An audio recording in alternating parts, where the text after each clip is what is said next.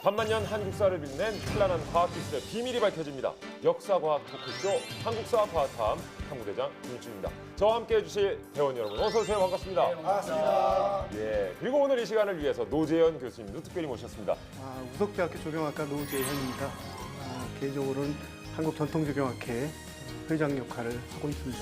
예. 일명 고정원 사냥꾼이라고들 불러주시기 바랍니다. 예. 사냥꾼까지. 그리고 심지어는 이분이 문화재청에 예. 문화재 전문위원으로도 활동하고 계세요. 전문위원으로도. 맞습니다. 오늘 앞으로 좀 많이 의지를 좀 하도록 하겠습니다. 저도 많이 배우겠습니다. 예. 저희한테 배우실 건 없을 거예요. 저희가 쏙쏙 뽑아 먹겠습니다. 아니 그게 아니라 우리 교수님. 교수님이 좀 많이 긴장하셨나 봐요. 네. 벨트가 많이 돌아갔어. 벨트 다시 좀 돌려주세요. 우로 이 클릭만 좀 옮겨주십시오. 0점을 좀 맞춰야 되니까. 예. 됐습니까? 네 이제 됐어요. 처음에 나오면 긴장이 되더라고요. 좀 저도 그러니까. 그랬었어요. 이제 많이 풀리셨잖아요. 조금 괜찮아졌습니다. 이제 조금 괜찮아졌어요. 예. 예로부터 인간과 자연이 만나던 곳 정원.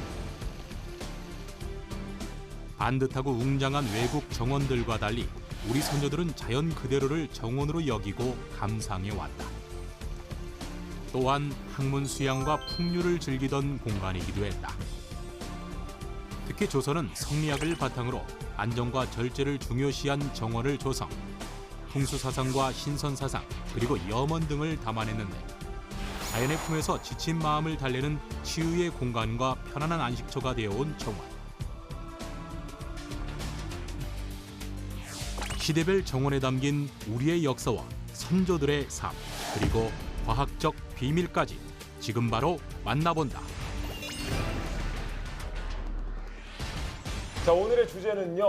보고만 있어도 걷고 싶은, 예, 그 안에 들어가고 싶은 정원입니다. 정원. 야 정원하면 또 제가 네. 정말 가고 싶은 곳이었습니다. 정원 가든.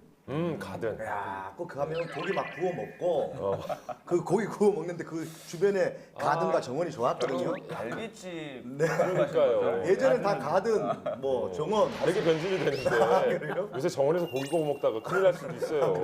그게 우리가 정원에 뭐가 있는지 생각해 보면 정원이 어떤 역할을 하는지 알 수 있을 것 같은데요. 정원을 생각하면 우리가 뭐 꽃, 풀, 나무 그리고 물 그런 게 있잖아요. 예. 이렇게 생각해 보면 이게 인류가 아주 오래전에 살았던 사실은 생활 환경이라고 생각해도 돼요. 그러네요. 그래서 정원을 우리가 정원에서 어떤 걸 느끼는지를 생각해 보면 정원이 언제 만들어졌는지도 좀 생각할 수 있는데요. 먼저 그 숲이라는 거주 환경에서 벗어났기 때문에 숲을 가까이 두고 싶어진 거잖아요. 그렇게 생각하면은 아마 어느 정도 시간이 지난 다음에 만들어지지 않았을까. 벗어났기에 가까이 두고 싶다. 그 옛날에는 사람들이 이제 정착 생활을 시작하면서 외적의 침입이나 또는 동물로부터 이제 자기를 보호하기 위한 그러한 울타리가 필요했습니다. 네. 그래서 울타리를 처음에 이제 만들기 시작하고 그 울타리에서 생활하다 보니까 이제 꽃도 심고 또 이제 채소도 가꾸고 또 동물도 키워가지고 이제 자급자족을 하고 뭐 이런 생활을 영위를 했습니다.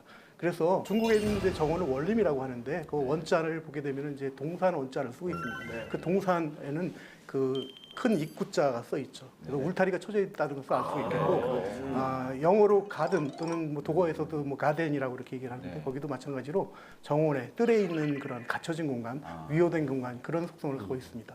저는 좀 궁금한 게 그럼 역사적으로 좀 유명했던 정원도 있습니까? 그 서양의 고대 이집트에서 최근에 발굴된 그런 그 유적이 있는데요. 이집트의 하트셉수트 여왕이 장례와 제례를 같이 했던 장제원이라는 그런 일종의 신전 같은 게 있는 것 같아요. 그런 게 발굴된 바 있고요. 또 아마 많은 분들이 알겠지만 고대 바빌로니아의 공중정원이라고 하잖아요. 공중정원이 영어로는 행잉 가든이에요. 그래서 많은 분들이 이제 정말로 하늘에 떠 있는 거 아니냐 아바타처럼. 근데 그런 건 아니고요. 거의 30층 건물의 높이가 되는, 그러니까 100m 정도가 되는 높이로 그 계단식으로 이렇게 산 모양을 깎아서 그 조성하고 그 계단 모양이니까 이렇게 평평한 부분엔 꽃과 나무를 심고 그런 곳이죠. 근데 이게 그 왜 불가사의일까라고 제가 생각해 보니까 이게 거의 100m인데 이 정원이 유지가 되려면 물이 공급이 돼야 되잖아요. 그렇죠. 근데 과연 고대에서 100m 높이의 물을 어떻게 공급했을까라는 걸 이제 과학자들 궁금해하는데요. 그 지금 생각하면 고대에서 사용했을 방법 딱 하나밖에 없어요.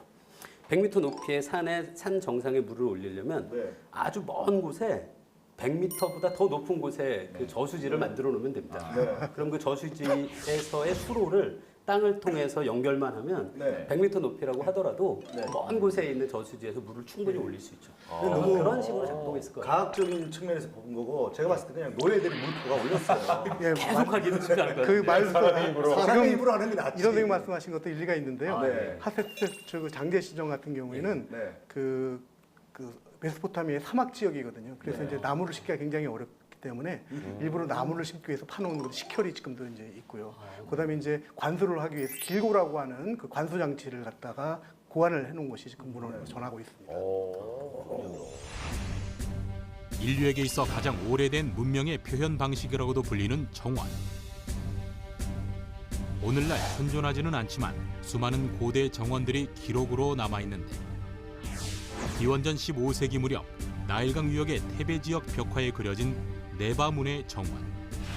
중앙에 물고기와 수련이 있는 연못, 그리고 파피루스와 무화과 나무 등이 심어진 정원은 당시 화려했던 이집트 귀족들의 삶을 고스란히 보여준다.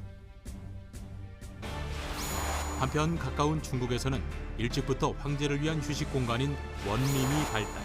고대 주나라의 문왕 때부터 원림이 있었다는 기록이 전해진다. 특히 진시황 시기에 만들어진 상림원은 각종 위락시설과 자연 경물들로 가득한 진한 시대의 대표적 원림이라 할 수 있다. 서양 고대 정원들의 경우 인위적이고 기하학적인 아름다움을 강조, 잘 다듬어진 인공의 멋을 살린 반면 중국의 원림은 자연 경관을 살리는 게 첫 번째로 그 속의 건축물들은 원림의 부속물로 존재했는데 원림이 휴식과 편안함을 주는 안식처였기 때문이다. 예, 우리나라 정원은 진짜 어떤 것들이 있었을까요? 그 고구려 시대에 이제 정원이 조성된 기록들이 있는데 그게 최초인가요? 혹시? 네네. 고구려 시대의 정원이. 근데 아마 최초가 언젠지는 우리가 단정할 수는 없을 우리가 또 거예요. 원조 이런 것들 그렇죠. 많이 따지거든요. 원조 정원. 기본적으로 이제 사람이 인공적인 건축을 하고 거기에 자연적인 경관이 결합을 해야 되기 때문에 삼국시대 정도부터 아마 정원이 형성되지 않았을까 싶고 그런 면에서 보면 예를 들어 우리 동명성왕이라고 주몽 동명성왕 이제 기록에 보면 그 정원을 꾸미고 진기한 새들이 많이 날아왔다는 기록도 있고요. 네. 그 다음에 뭐 장수왕 때도 그런 기록이 있고, 그 다음에 백제 같은 경우도 보면 뭐 나중에 이제 여러분들 아마 들어보셨을 것 같은데 국람제라는 뭐 그런 인공 연못을 이제 조성하는 것도 있지만 그렇죠. 그거 외에도 뭐 의자왕. 의자왕도 이제 연못을 만들고 예. 망해정이라는 이름을 붙여놓고 그래요. 제가 임해전도 그렇지만 이 바다 해자를 많이 붙이는 그런 경우가 있는 것 같죠. 예, 예. 지금 말씀하신 동남지 같은 경우에는 이제 그 삼국사기인가요? 네네. 거기에 기록에 의해 가지고 일종의 좀 이제 유추 해석을 해가지고 좀 이제 확대한 것이기 때문에 예. 진정성 있는 정원이라고 보기는 조금 어렵고요. 우리나라 정원 중에서 가장 이제 그 오래된 것은 2010년대에 이제 발굴된 그 익산 그 왕궁리 그 정원 유적이 있습니다. 거기에 후원해서 네.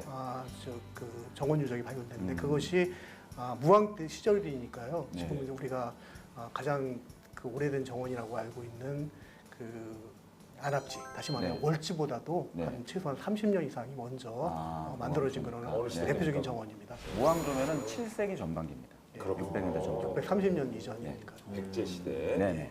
최초의 정원이라고 말할 수 있는 곳은 어떤 곳이죠? 최초의 정원이라고 말할 수 있는 것은 그 고구려의 안압궁지로 이제 들 수가 있겠습니다. 이것은 이제 한 4세기 경의 그런 정원 유적이니까요. 거기에도 보면은 이제 그 가산을 쌓고 그다음에 이제 물길을 내고 뭐 이런 것들이 역사서에 등장을 하고 있습니다. 제가 현장을 못 봐가지고 정확히 말씀드리면 등장을 하는 건 그러니까 고구려의 그 네, 예. 정원이고 저희가 남한에서 지금 이제 최초의 가장- 것은 이제 왕궁리 정원 유적이고요. 네. 그다음에 이제 가장 괄목할 만하고 정원다운 정원으로서 우리가 들 수 있는 것은 바로 이제 경주의 안압궁, 안압지, 다시 말해서 월지라고 지금 이제 다시 정정된 정원이라고 볼 수 있겠습니다.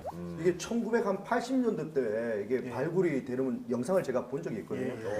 그럼 막 일단 물을 다 퍼가지고 막 이렇게 공사를 새로 하다 보니까 그쪽에서 기하장도 나오고 막 그런 걸 봤거든요. 실제적으로는 1974년, 75년 네. 박정희 대통령 지시하에 이제 그 그 당시에는 이제 안압지를 갖다가 원래 모습대로 이제 복원했습니다. 복원했는데 사실은 굉장히 큰 정원 유적임에도 불구하고 너무 단시일 내에 복원하면서 많은 문제점이 양산이 됐습니다. 그래서 원형 보존을 아쉬워하는 그러한 점을 학자들이 많습니다. 그 당시에. 그러니까 이게 참여한 제가 알기로는 말이죠. 문무왕이 674년도에 예, 호수를 팝니다. 네. 그리고 이제 갑자기 5년 연도가 정확히 나오니까. 예, 이제 문무왕이 679년도에 이제 동궁을 지었어요. 문무왕 14년입니다. 예. 679년이요. 674년입니다. 예, 그때 이제 저기 호수를 만들었다고 그렇게 돼. 그때 이제 통일 많이 당황스럽네요. 그렇게 지적을 해주시니까. 한국 권리더라. 오랜만에 아는 척을 해봤는데. 예. 삼국 통일을 이룬 그런 어떠한 그 자신감과 또 네. 이제 또 삼국을 통일했으니까 궁원도 넓혀야 될 거 아니에요. 나라가 네. 커졌으니까 그런 목적으로 이제 그 이를테면은 이제 그 경복궁에 있는 경회로와 같은 성격의 그런 정원을 꾸미지 않았나 이렇게 생각이 됩니다. 동일신라 문무왕 때 지어진 동궁의 정원 월지. 월지는 동궁 왼편에 5천여 평의 땅을 파고 물을 채워 조성한 신라의 인공 연못으로 나라의 경사나 귀한 손님을 맞을 때 연회를 베풀던 곳으로 알려져 있다. 특히 연못을 바다처럼 보이게 한 조경 기술이 돋보이는데 넓은 바다와 같은 모습을 한 월지는 신선세계의 선녀들이 살았다는 무산 12봉을 표현, 도가의 불로장생 사상과 용왕 신앙의 염원을 담았다. 그 당시 신라에는 이제 애구 침입이 잦았고, 그래서 이제 그 용왕님이 이제 신라를 수호를 한다는 의미에서 그 용왕 신앙하고도 결부를 시키는 거죠. 뿐만 아니라 월지가 인공 연못에서 느낄 수 없는 탁 트인 전망을 가진 데에는 그만한 이유가 있다. 언제나 맑은 물이 흐르도록 배수로를 만들어두고 개방성과 폐쇄성에 반복을 뒀다.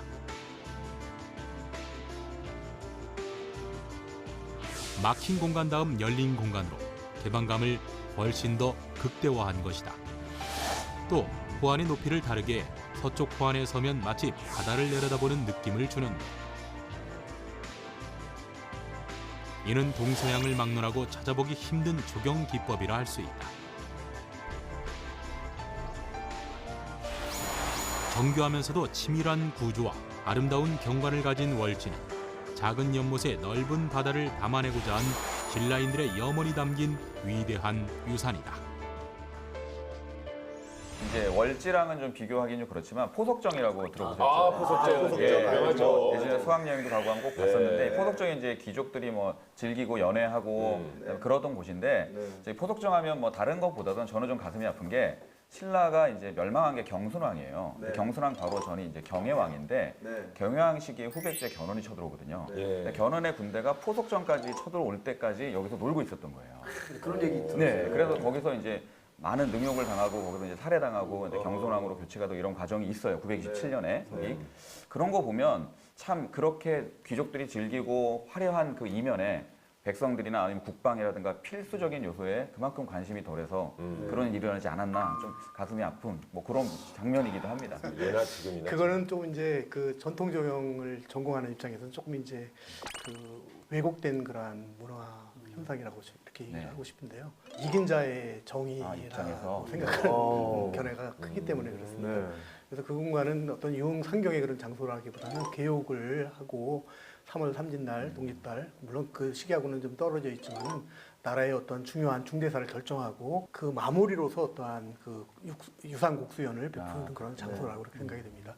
특히 이제 그 포석정 유산곡수는 그 유체역학의 어떤 결정체라고 이렇게 알려져 있고요. 지금 현존하는 정원 유적, 특히 유산곡수 유적 중에서는 포석정이 가장 오래된 그러한 가치를 갖고 있습니다. 포석정에 대한 전반적인 사적제 1호이기도 하지만요. 전체적인 이미지가 너무 왜곡돼 있었네요. 근데 포석정이 참 특이한 게 술잔이 불규칙적으로 흘러갑니다. 네.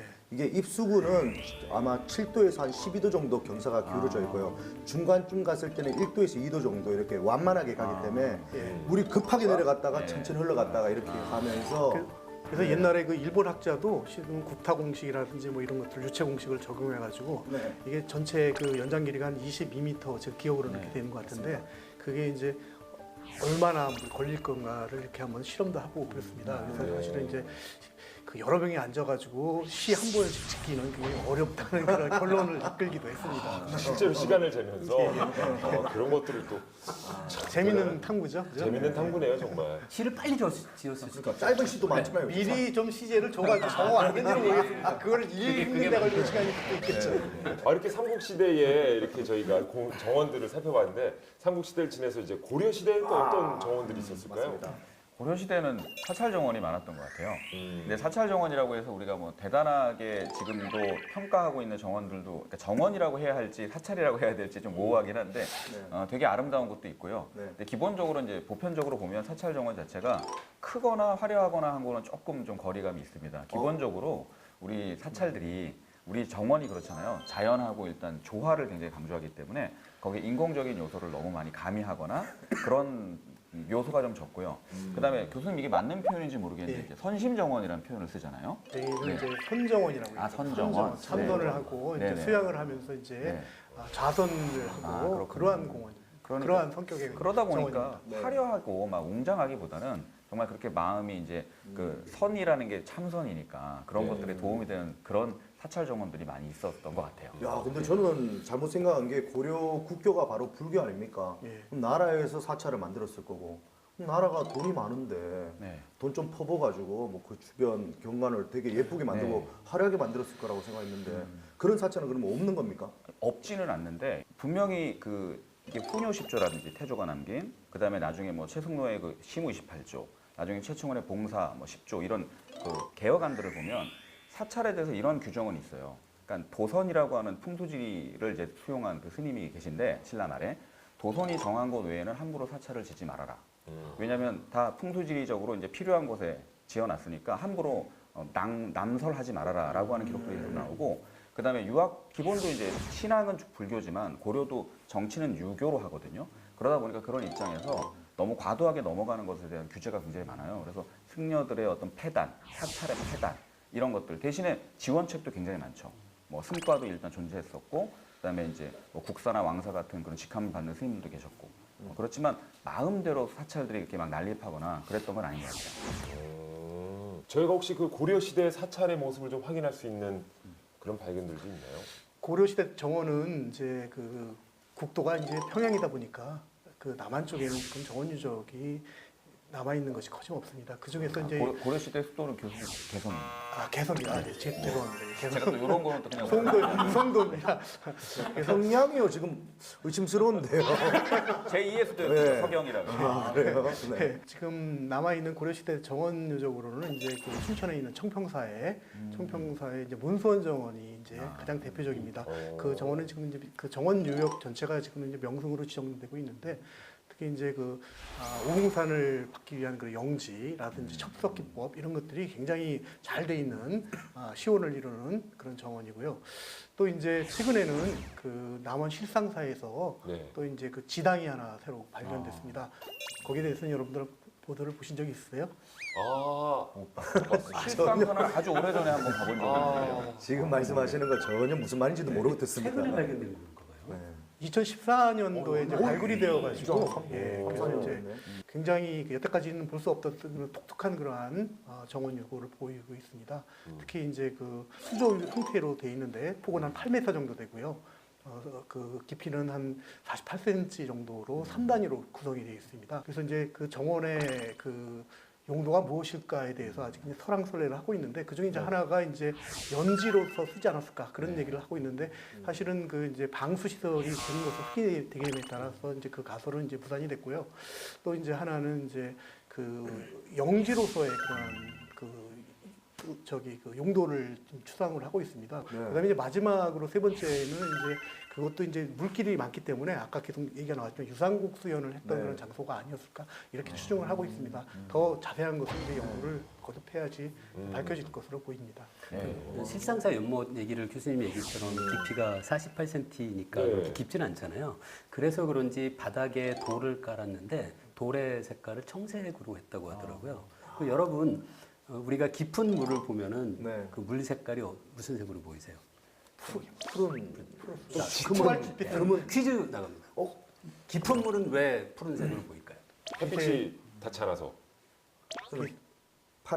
파란 빛방 우리 가시강선 중에 파란색만 그 안에 이제 색이 녹아들어 들어가기 정말 때문에 그럴싸한데 가시방송 얘기하니까. 다른 것들은 색깔이 다 반사되고 절반 정도 맞은 것 같아요. 또.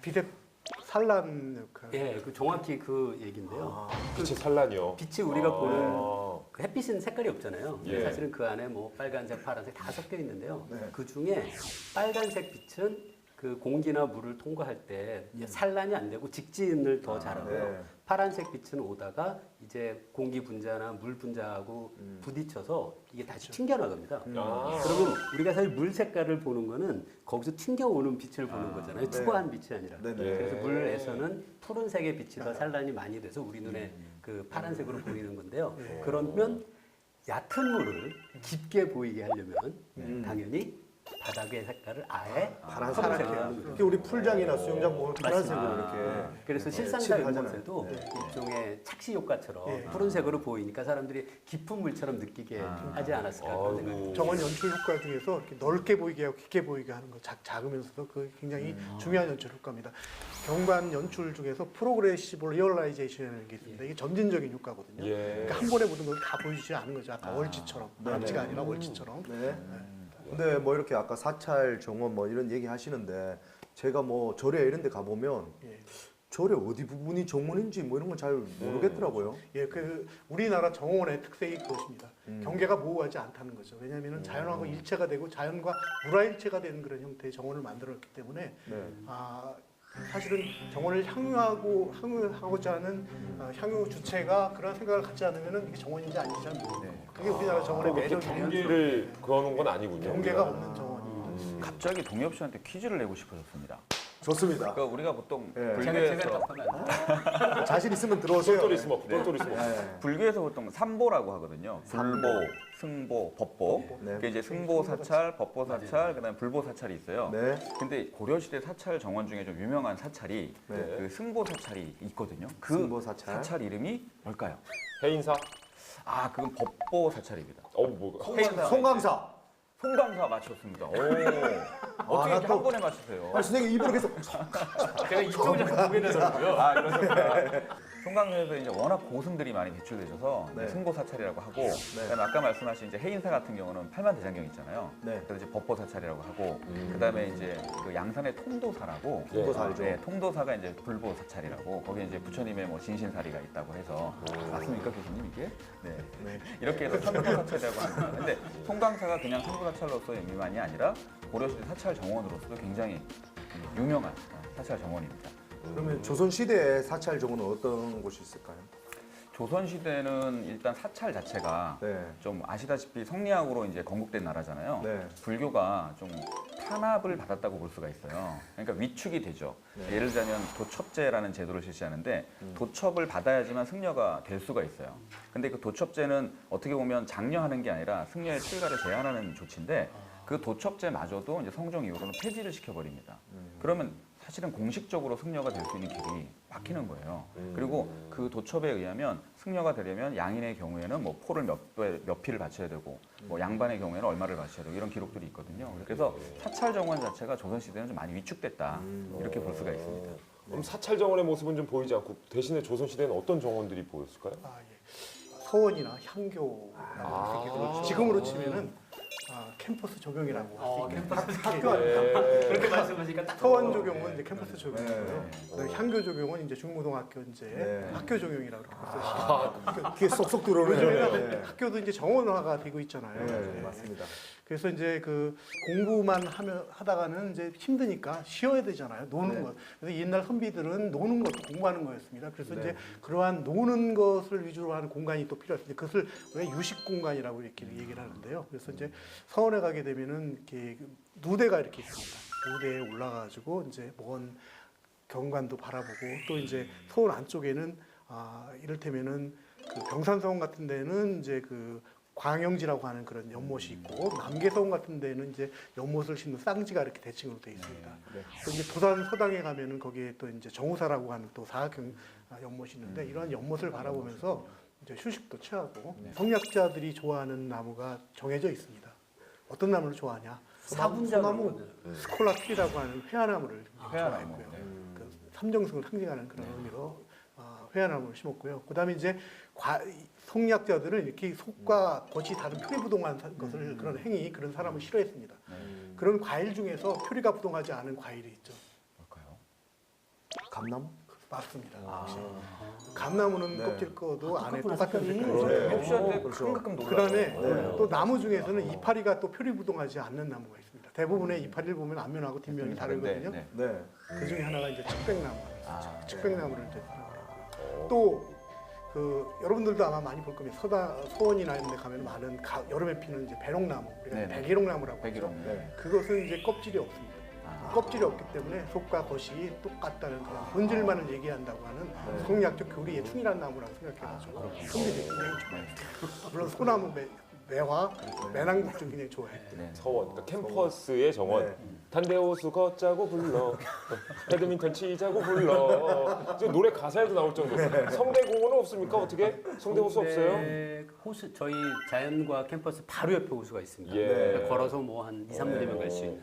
야, 그러니까 이제 사찰 정원에서 이제 서원, 향교 이런 식의 이제 정원으로 바뀌게 되는군요. 네. 바뀐다기보다는 그런 형태의 정원이 이제 대두가 되기 시작했다. 아, 더 대두가 됐다. 그렇죠. 그럼 그 정원들 중에 제일은 뭐였을까요? 가장 그 대단하고 또 네. 공력을 많이 들어가지고 만드는 정원은 궁궐 정원이 아닌가. 역시 왕실의 정원이다. 궁궐 정원, 그다음에 이제 왕릉 같은 정원도 하나의 이제 그것도 하나의 정원으로 보거든요. 그러니까 궁원과 또 묘원 또는 이제 네. 왕릉원 뭐 이런 것들을 조선시대 때 대표적인 정원 유형이라고 볼 수가 있죠. 역시 왕이군요.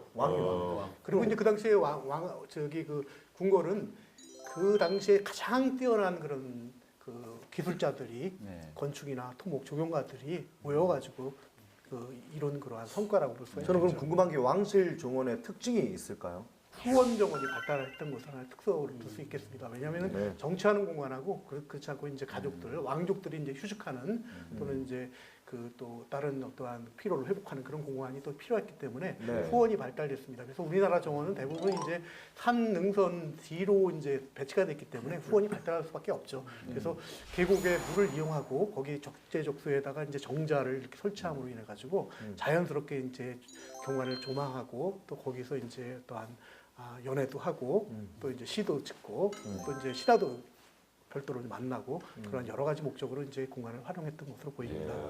야, 그러니까 뭐 왕실 정원 하면 뭐 정말 여러 가지 정원들이 있으니까 그 중에서 딱 두 가지만 저희가 한번 얘기해 볼까요? 네. 경복궁의 향원정, 네, 그리고 그렇죠. 창덕궁의 후원. 후원. 네, 한번 두 가지를 좁혀서 네. 한번 얘기해 보고 싶어요. 네. 네, 경복궁 향원정 같은 경우는 원래 세조 시대에 취로정이라고 하는 정자가 만들어지고 그다음에 그 이전에 이제 이미 연못은 형성이 된 걸로 보입니다. 그 태종 시기의 기록을 보면. 그런데 이제 이게 경복궁이 뭐 임진왜란으로 인해서 소실이 되고 이러다 보니까 네. 나중에 흥선대원군 시기에 왜 이게 중건이 되잖아요. 네네. 그때 이제 고종께서 건천궁이라는 궁을 짓고 그 다음에 거기에 이제 향원정이라는 정자를 이제 만들게 되죠. 연못 위에다가. 이 향원정이라는 이름이 이제 되게 예뻐요. 네. 향기가 멀리 퍼져라라는 의미가 있어요. 그 다음에 그 향원정으로 물을 이제 건너서 가면 다리가 있는데 그게 또 취향교거든요. 네. 그러니까 이름이 너무 예쁘지 않습니까? 향기에 취한다. 아 저는 왜 이런 것만 나오면 너무 예쁜 거예요.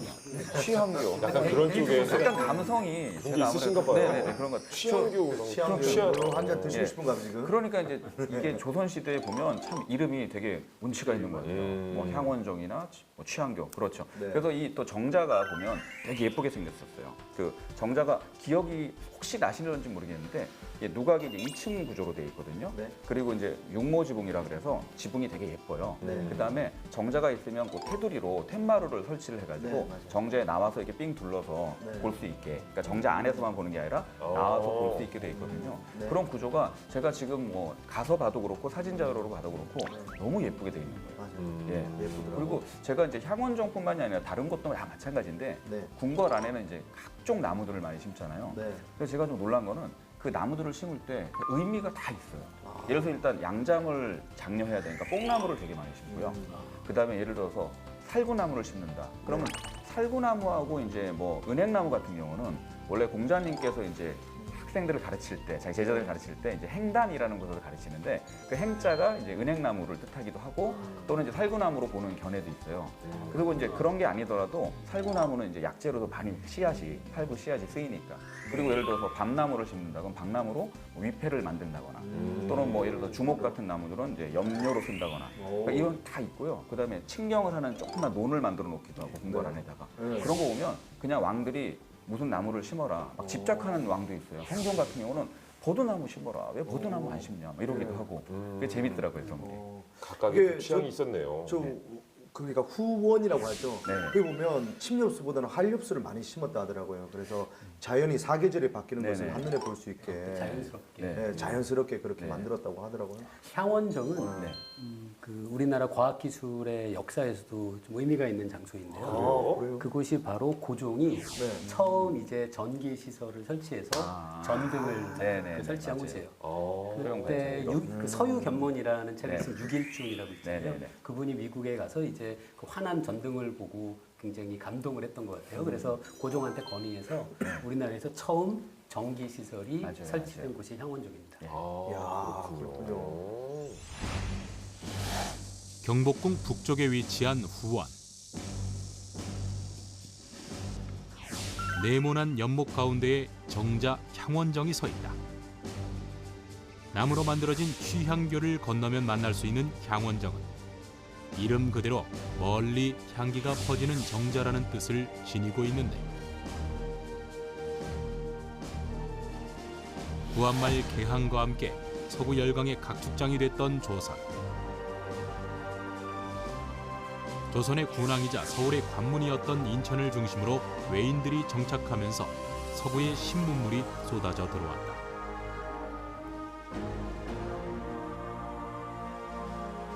그리고 조선인들은 새로운 사상을 받아들이기 시작했는데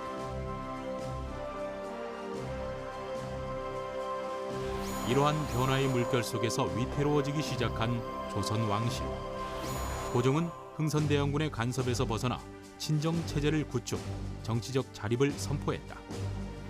그리고 그 일환으로 건청궁을 설립하고 향원정을 조성해 휴식을 취했는데 경복궁의 경회로에서 큰 연회를 열고 외국 사신을 접대했던 것과 달리 고종의 근심을 달래는 장소가 됐던 향원정.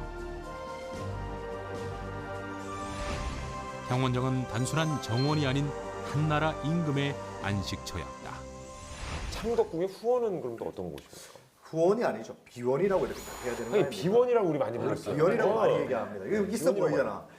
근데 비원이라고 비원. 얘기하면 안 됩니다. 그렇죠. 비원이라면 안 돼요 또? 네, 비원이 비원이라는 용어보다는 후원이 맞고요. 또는 뭐 예를 들어서 뭐 금원이나 내원 이런 표현이 나오긴 하는데 네. 비원은 좀 잘못된 표현이라고 그래요. 네, 이해하시면 됩니다. 아, 괜히 이거 작가님 써준다고 해가지고 이거 괜히 먹었네. 근데 뭔가 한때는 금원이라고도 이렇게 이제 네. 금은 금지돼 있다는 뜻이에요. 그렇죠. 네. 근데 창덕궁이 우리나라 정원으로 우수성을 제가 발휘할 수 있는 게 보통 경복궁은요 이렇게 시작 남문에서 들어와서 그 궁전까지 들어가는데 그렇죠. 일렬로 이렇게 일자로 네. 이렇게 연결돼 있다 하더라고요. 근데 창덕궁은 이렇게 자연에 잘 맞춰가지고 이게 자연 친화적으로. 자연 네. 친화적으로 너무 이렇게 좋아요. 네. 자연을 훼손하지 않는 상태에서 이 궁궐을 만들었다고 하더라고요. 경복궁은 잘 아시다시피 이제 그 조선의 이제 정궁이기 때문에 주례궁이라든지 이런 거에 의해 가지고 예제에 충실하게 이렇게 구성이 되었습니다. 네. 거기에 비해서 이제 창덕궁은 태종 이후에 이제 후궁으로서 이제 지어진 그런 건물이지만은 네. 조선의 왕들이 가장 사랑했던 것이 바로 창덕궁입니다. 왜냐하면 규칙적이지 않고 아까 말씀하신 대로 그 북악산에서 이어지는 그 매봉 줄기에다가 네. 이제 요소요소의 건물을 얹혀가지고 친자연적인 그러한 공간을 구성을 했기 때문에 이렇게 경직되지 않고 또 이제 그 어떤 규범에서 좀 벗어난 그러한 어떤 융통성으로 인해 가지고 조선 왕들이 좋아하지 않았나 그렇게 생각합니다. 그 궁 앞에 있는 게 그게 조정인가요? 그 마당이라고 해야 되나? 네네. 그 앞에 있는 그 마당이 그 옆에 산이 있어가지고 보통은 네모나게 딱 만들어야 되는데 사다리꼴로 이렇게 만들었다 하더라고요. 그래서 왕이 봤을 때 태조가 처음 봤을 때 이렇게 왕권을 무시하는 것도 아니고 그렇게 했느냐 이렇게 물었더니 나중에는 그 산을 깎아서 그럼 만들어야 되는데 자연 친화적으로 만들기 위해서 이렇게 만들었다고 해서 그 뭐 만들었던 분이 잡혀갔다가 다시 풀렸다는 얘기도 있더라고요. 그래요. 조선시대 창덕궁 후원은 신하들의 출입을 엄격히 통제해 금원이라고도 불렸다. 창덕궁 후원에서 가장 먼저 눈길을 끄는 부용정.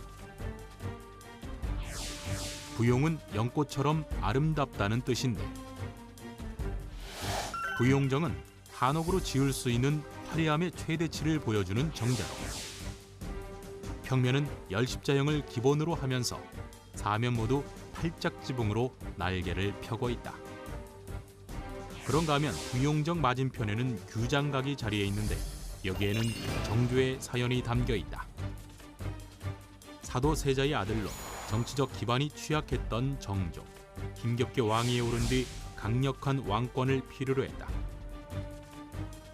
그 일환으로 정조는 자신의 새로운 개혁 정치를 도울 인재를 양성하기 위해 규장각을 설치하고 젊은 학자들이 모여 학문을 연구하는 공간으로 만들었다. 또한 정조는 신하들에게 직접 창덕궁 후원을 안내하기도 했는데 표암 강세왕은 후원을 다녀온 뒤 마치 신선의 세계와 같다며 감탄을 금치 못했다고 한다. 이처럼 조선 왕실의 휴식 공간이었던 창덕궁 후원은 때론 왕권 강화와 개혁 정치의 산실이 되기도 했다. 그냥 보기에는 아름답습니다만 정말 손이 많이 갈 것 같다는 생각이 들어요. 왜 가드너라고 그래갖고 예전에 저 외국 영화 같은 걸 보면 이렇게 멜빵 바지 입고 항상 이렇게 정원사가 그렇지 이렇게 하고. 예 이렇게 저 항상 갖고 계셔. 가위손이라고 예. 그 친구도 이렇게 정원을 막 이렇게 맞아요. 자기 보면 손으로 이렇게 혹시 관리하는 과거에 거 봤는데. 우리나라도 선조들께서는 이렇게 담당자가 따로 있었나요? 정원 담당자가? 그렇죠. 우리 조선 시대만 해도 그 담당하는 그 관청이 있었습니다. 아 관청이 예, 있었군요. 관청이 있었고 되게 또 오래된 기록인데 그 이제 고구려의 유리왕. 고구려 유리왕이면 이제 2대 왕이거든요. 네. 근데 고구려 유리왕이 이제 사냥을 좋아했나 봐요. 그러면 사냥을 좋아해서 이제 신하 중에 한 명이 사냥을 좀 그만하자고 이제 간한 거예요. 네. 그랬더니 이제 이 유리왕이 거기에 이제 화가 나가지고 저놈을 당장 과원으로 보내라 이렇게 나오거든요. 그러니까 과원이라는 게 이제 정원을 이제 관리하는 그런 관리였던 것 같아요. 그러면 그때부터 관리하는 사람이 있었던 것 같고, 그다음에 이제 우리 조선 시대 이제 장원서 대표적으로 이제 이게 고려 시대는 뭐 다른 이름들로 불렸었고 조선 이제 세조 때 이제 장원서라고 불리게 되거든요. 근데 여기 보면 이제 그 분과가 다 있어요. 뭐 과원색도 있고 뭐 건과색도 있고 여러 가지 이제 분과가 있는데 특히 이제 진상하는 과일도 관리해야 되고 또 화초도 관리해야 되고 또 궁궐 안에 이제 과실을 맺는 나무들도 많기 때문에 그런 것들도 관리를 해야 되잖아요. 그래서 또 관상용인 것도 있지만 심지어는 또 사슴을 키우거나 이런 경우도 있거든요. 그런 것들도 관리해야 되는 일들을 장원소에서 다 해야 됩니다. 그래서 워낙 그쪽에 관련된 그 종사자들도 많았을 것 같고 되게 중요한 기능을 담당했던 기부입니다. 근데 유리왕 그 말씀 들어보니까 예. 그 관리 중에는 그렇게 상급은 아니었던 모양이에요. 그랬었습니다. 죄를 지었으니까 거기로 가라 그러는 거고 그죠? 상급 관리. 지금 말씀하신 거는 이제 궁원에 관련된 것이고 또 능원에서도 그런 조직이 있었습니다. 능을 관리하는 사람은 이제 벼슬인데 이를테면 이제 종칠품 가장 하급 관리 능참봉이라고 하는 것이거든요. 능참봉 밑에는 또 이제 능수호원이라든지 이런 사람들이 있어가지고 모든 능의 관리와 예제에 관련된 것을 맡아가지고. 네. 근데 진짜 힘들긴 힘들었을 겁니다. 제가 군대 있을 때 예. 사고 한번 쳤거든요. 네. 그랬더니 우리 대장님이 오시더니 이 옆에 있는 정원에 있는 잡초를 다 뽑아라. 근데 낫으로 밤새도록 뽑아도 다음날 비 오면 또 자라있어. 그럼요. 그거 하는데 그 생명력이란. 생명력이 진짜 장난이 아니더라고. 예. 그래서 그 정원을 관리하셨던 분들은 상당히 힘들었을 거라고 생각합니다. 옛날에 농사질 때 그 김맥이라 그래서 네. 논에다 잡초 뽑는 노동력이 가장 많이 들어가는 거잖아요. 아, 너무 잘 자라기 때문에. 네. 근데 정원이 지금 얘기를 들어봤을 때 굉장히 정교하고 과학적으로 이렇게 만들어졌는데 그냥 그게 거닐거나 뭐 그냥 산책하는 의도로 그 만들지는 않았을 것 같거든요. 특히 궁과 같은 경우에는 아까 말씀하신 대로 이제 무슨 사냥도 일부를 했었고요. 궁궐에서. 그다음에 이제 또 과거 시험도 과시도 봤고요. 그다음에 이제 후원에서 봅니까? 예, 기로연 훈장대라고 같은 있습니다. 기로연 훈장대. 같은 그런 행사도 했고요. 네. 아까 선생님 말씀하셨지만은 거기에 이제 농사를 짓는 거 친경을 하거나 또는 이제 친잠을 하는 것도 네. 굉장히 중요한 왕비가 친잠을 함으로 인해 가지고 직접 지어보는 거예요 거기서? 누에를 키우고 누에를 키우고 뽕잎을 따는 그런 것들을 이제 친히 이제 그래서 창덕궁에만 하더라도 한 1000여 주의 그러한 뽕나무가 네. 자랐다고 합니다. 야, 왕실 정원과 사찰 정원 말고 또 다른 정원이 있다는 얘기를 들었어요. 아, 또 있습니까? 네, 별서정원이라고 조선시대에 보면 별서 정원. 예, 별서정원은 뭐 별장 정도로 생각하시면 될 것 같아요. 사대부들이 이제 공부하다가 좀 머리도 식힐 겸, 그다음에 좀 세상과 좀 동떨어지고 이런 느낌도 있잖아요. 조선시대 선비들은 그런 경우가 많아요. 그냥 낙향을 많이 하거든요. 그러면 유유자적하게 그런 곳에 별장을 만들어 놓고 거기에 또 문인들하고도 와서 뭐 교류하기도 하고 자기 혼자 사색을 하거나 탐구를 하거나 그러기도 하는 곳인데 그 중에서 가장 유명한 것이 이제 담양에 있는 소세원이라는 곳이 있습니다. 소세원. 네, 소세원은 워낙 유명한 곳이라서 아마 네. 다들 들어보셨거나 아니면 가보셨을 것 같은데 소세원은 이제 맑고 깨끗하다라는 뜻이거든요. 근데 이게 이제 만들어지는 조성되는 그 뒤에 이야기를 보면 그 조선시대 그 양산보라고 하는 분이 이걸 조성을 하는데 이분이 그 정함 조광조 선생의 제자예요. 네. 그 조광조면은 기묘사화. 기묘사화에서 이제 개혁 정치를 막 하다가 중종 때 이제 훈구파들에 의해서 기묘사화로 제거가 되는 분인데 이분이 귀향을 갈 때 양산보라고 하는 이 제자분이 수행을 해서 갑니다. 따라갑니다. 가는데 이제 능주까지 가서 그 차명을 당하는 것을 보고 거기에 대한 어떤 상실감, 그다음에 어떤 마음이 또 되게 아프고 분노감도 있었을 것 같아요. 그런 것들을 이제 그 정원을 아마 조성하는데 썼지 않았나 싶은데 이 소세원이라는 정원이 우리나라 정원 중에서는 거의 뭐 최고로 쳐주는 그런 별서 정원 중에 하나입니다. 자, 이동엽 씨가 또 어딜 다녀오셨다는 얘기를 들었어요. 아니, 이렇게 바쁜 와중에. 네, 봄 개편 아니겠습니까? 예. 이때 제가 뭐 안 나가면 네, 제가 없어질 수 있기 때문에 야, 근데 한 번 나가셨다 거기 현장에서 잘하시면 이제 저희가 현장에서만 배울 수 그런 또 부작용이 있을 수 있거든요. 어쨌든 영상 보시죠. 안녕하세요. 제가 지금 어디 나와 있는지 아세요? 네, 제가 나와 있는 이곳은요. 서울에 이제 몇 개 남지 않은 별서 정원 중에 하나인 석화정에 나와 있습니다. 석화정 하면 흥성대원군이 정말 사랑했던 별장으로 알려져 있는데요. 지금부터 조선시대 별서 정원의 정치를 느끼러 저랑 함께 가보시죠. 따라오세요. 종로구 부암동 인왕산 자락에 위치한 별서 정원 석파정. 조선 말기 중국의 영향을 받은 건축 기법이 돋보이는 석파정은 아름다운 자연 경관과 자연스럽게 조화를 이룬 대표적인 별장 건축물로 평가되고 있다.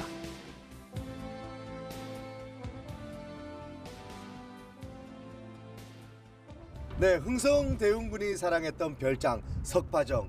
저 혼자 돌아다니면 뭔지를 모릅니다. 그래서 저와 함께할 한 분을 모셨습니다. 선생님 만나서 반갑습니다. 네, 안녕하세요. 우리 시청자분들한테 간단하게 소개 좀 부탁드리겠습니다. 아, 네. 저는 이 석파정을 관리하고 있는 감독관 이세영이라고 합니다. 아, 선생님 오시니까 제가 든든합니다. 이제 제 마음대로 막 구경해도 되는 거죠? 아, 예, 예, 좋습니다. 빨리 갑시다, 선생님. 좀 가르쳐 주세요. 예, 예. 유형문화재 제26호로 지정된 석파정은 서울에 몇 안 남은 별서 정원으로 잘 알려져 있진 않지만 고유의 풍취를 느낄 수 있는데 이처럼 벽돌을 쌓아 올린 독특한 건축 기법도 그중 하나다.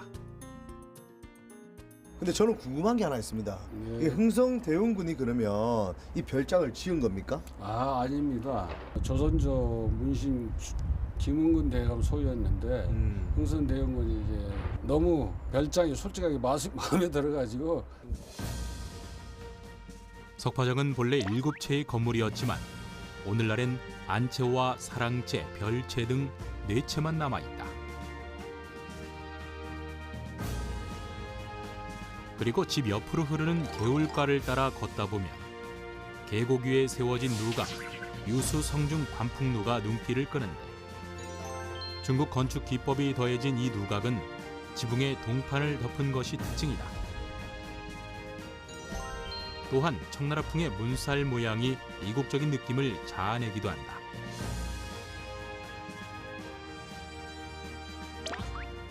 한편 산책로를 따라 더 올라가다 보면 석파정의 명물 너럭바위도 만날 수 있다. 노력바위, 희망바위, 소원바위 이렇게 부르고 있습니다. 어느 부부가 이렇게 소원을 빌고 나서 등남을 했다는 설도 있고 뭐 모든 거 바라는 게 있으면 여기서 저 소원을 빌면은 소원이 이루어진다는 설이 있으니까 이게 소원바위입니까 그러면? 그렇습니다. 소원바위라고. 너럭바위는 바위산이라고도 불리는 인왕산의 특징을 나타내는 자연 석조물이라 할 수 있는데 바위의 비범한 생김새는 영험한 기운까지 느끼게 한다. 이처럼 150년이 넘는 세월 동안 잘 보존되어 온 석파정. 자연과 함께 고즈넉하게 자리한 이 별서정원. 예나 지금이나 찾는 이들의 마음을 위로하고 있다. 네, 별서정원 석파정을 둘러봤는데요. 궁궐이나 사찰 같은 문화재도 참 소중한 문화재지만요. 이런 정원도 흥성대원군이 뺏고 싶을 정도로 아름다운 우리의 문화재가 아닌가 싶습니다. 여러분들도 꼭 정원 문화재 꼭 기억해 주시고 지금까지 개그맨 이동엽이었습니다. 와, 제대로 보고 오셨네요. 그러게요. 이게 또 개인 사유지다 보니까 예. 함부로 들어가서 이렇게 제가 막 뛰어다니고 그럴 수가 없었던 점 양해 말씀드리겠습니다. 우리나라 정원에서 누원이라는 개념이 있잖아요. 그게 좀 재밌었는데요. 누라는 것이 우리나라 전통 건축에서 그 바닥이 높은, 즉 마루가 높이 되어 있는 건물이에요. 그래서 누에 올라섰다고 하는 거 이제 그 평지보다는 높은 곳에 갔다는 뜻인데요. 그렇다 보니까 주변 경관이 아름다운 곳에 누를 설치하면 누에서 올라와서 보면 이제 경치를 더 아름답게 볼 수 있고요. 또 누가 높다는 이유로 생각하시는 게 또 몇 가지 활용 용도가 있어요. 하나는 이제 그 성벽에 누를 설치하면 이제 멀리서 오는 적을 볼 수 있으니까 막루도 있고요. 그리고 높으면 일단 거기서 포를 쏘면 포가 멀리 나가거든요. 예. 그럼 그것 때문에 이제 포를 쏘는 포루도 있고요. 누가 높다는 이유로 우리나라 건축에서 많이 활용되는 그런 구조인 것 같아요. 뭐 어쨌든 정자 하나 딱 얹어놓고 거기에 앉아가지고 눈앞에 딱 보이면 그게 바로 뭐 숲이고 네. 그게 자연이고 그렇죠. 한눈으로 네. 볼 수 있다는 거잖아요. 네. 그래서 딱 생각나는 게 그 우리 남원에 가면 광안로 있잖아요. 예. 우리 뭐 춘향이 그쵸. 이야기에서 네. 잘 한번 갔었죠, 알고 있는. 남원. 예. 예. 근데 거기 가면 이제 항상 그런 데 가면 이제 물 위에 이제 누구가 있으니까 제가 보기엔 좀 신비한 세계가 연출될 수도 있을 것 같아요. 좀 날씨에 따라서 왜 물 안개 같은 게 좀 이렇게 낄 수도 있고 그러면 이게 천상의 세계인지 신선의 세계인지 그리고 거기에 또 우리가 춘향이와 또 이몽룡의 그 이야기가 또 겹쳐지면 또 거기에 대한 또 그런 애틋한 감도 생기고 네. 그다음에 우리 예전에 보면 그죠 견우직령 또 고사가 있지 않습니까? 네. 그런 것들을 거기에 투영시켜서 또 그 건축이 아마 되지 않았을까 싶은데 교수님 아, 어떻습니까? 오늘 상당히 좀 로맨티스트 같은 로맨티스트 같은 컨셉을 자꾸 그런 데만 작용이 됩니다. 예, 아주 감수성이 예민하시네요. 광안로는 이제 별궁을 그렇게 상징하는 그런 정원이기 때문에 예. 달밤에 보는 것도 의지가 있는 것이죠. 아, 그렇군요. 알겠습니다. 오늘 참 정원에 대해서 여러 가지로 저희가 살펴봤습니다. 뭐 왕실 정원부터 별서 정원, 마지막에 누원까지. 네. 그러니까 이게 자연과 함께하고자 하는 우리 선조들 거기다 그냥 보는 것이 아니라 우리만의 멋을 또 투영시켰다는 생각이 드는데 자 정원 정말 우리가 긴 시간 얘기 나눴습니다만 교수님께서는 정원을 어떻게 생각하세요? 저로서는 그 소중한 문화 자원이고 우리가 항상 보존하고 가꿔야 될 문화 콘텐츠라고 그렇게 생각해요. 아, 갖고 와야 될 문화 콘텐츠다. 네. 아 그렇군요. 그걸 열심히 해왔으니 일자리가 계속 창출되거든요. 또 발굴 작업도 여전히 함께하고 계시기 때문에 좋은 소식 꼭 뉴스를 통해서 저희가 접하겠습니다. 예. 감사합니다. 자 이렇게 한국사 과학탐 우리 민족의 역사와 과학의 가치를 다시 한번 둘러보는 시간입니다. 다음 시간에도 더욱더 유익한 시간으로 돌아오겠습니다. 고맙습니다.